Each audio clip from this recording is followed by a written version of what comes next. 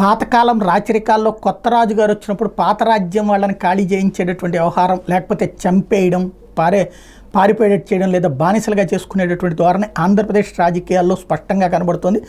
తాజాగా మరొక వైఎస్ఆర్సీపీ నేత ఆత్మహత్య చేసుకున్నాడు. ఇది కాకినాడ జిల్లా పెద్దాపురం నియోజకవర్గం సామర్లకోట్ల మండలం వేట్లపాలెం వార్డు సభ్యుడు బొబ్బిలి వీరవెంకట సత్యనారాయణ అని సోషల్ మీడియాలో టీడీపీ అసభ్యకరమైన పోస్టింగులతో వేధింపులకు గురి చేస్తుంది. దీంతో కొంతకాలంగా ఆయన మానసిక వేదన గురవుతున్నాడు. ఇదే విషయాన్ని స్నేహితులు, బంధువుల దగ్గర చెప్పి ఆవేదన చెందేవాడు. ఈ నేపథ్యంలో సత్యనారాయణ శుక్రవారం తెల్లవారుజామున ఇంట్లో ఫ్యాన్ కురేసుకుని బలవన్మరణానికి పాల్పడ్డాడు.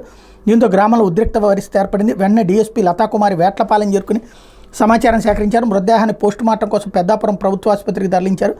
వైఎస్ఆర్సీపీ నాయకులు కుటుంబ సభ్యుల డిమాండ్ మేరకు 306 సెక్షన్ కింద కేసు నమోదు చేస్తున్నామని ప్రకటించారు.